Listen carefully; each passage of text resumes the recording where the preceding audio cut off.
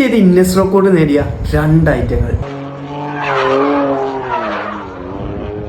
John ഷോൾട്ടൻ എന്ന അദ്ദേഹം 2018 model BMW M5 കൊണ്ട് 8 മണിക്കൂർ കൊണ്ട് 373 കിലോമീറ്റർ കണ്ടിന്യൂസ് ആയിട്ട് ഡ്രിഫ്റ്റ് ചെയ്തുകൊണ്ട് ലോങ്സ്റ്റ് കണ്ടിന്യൂസ് ഡ്രിഫ്റ്റിനുള്ള ഗിന്നസ് റെക്കോർഡ് സ്വന്തമാക്കി.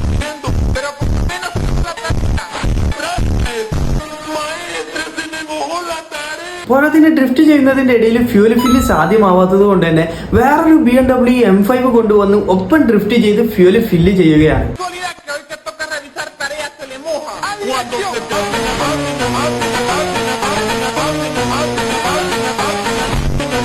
രണ്ടും കൂടി ഒപ്പം ഡ്രിഫ്റ്റ് ചെയ്തത് 79 കിലോമീറ്റർ ആണ്.